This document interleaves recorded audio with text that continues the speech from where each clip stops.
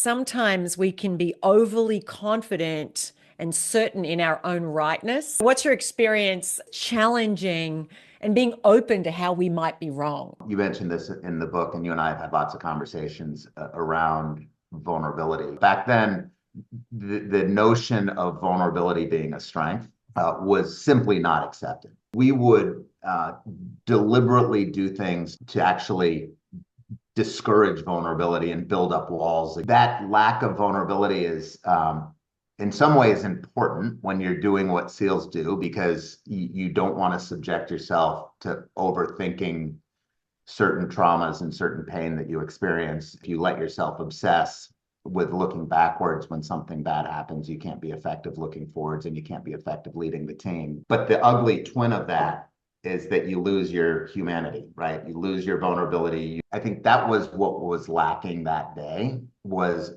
my comfort actually being vulnerable. Because again, there's a way we could have had the conversation before we got on the river that said, guys, I'm not comfortable doing this, and here's why. I'm not saying that ultimately the decision wouldn't have been made to go on the river, but at least then we would have had a true mature conversation around what we were undertaking, and it just would have potentially led to a different outcome. But again, that's not a skill that was taught in SEAL teams And back. I think it's also, if we take this to all of us in our lives that are never in those situations, that are never braving so much danger, but all of us have those moments where you're like, I'm thinking something right now, and I kind of want to say it, but I am afraid of how this is going to go down. I don't know how this is going to come back at me.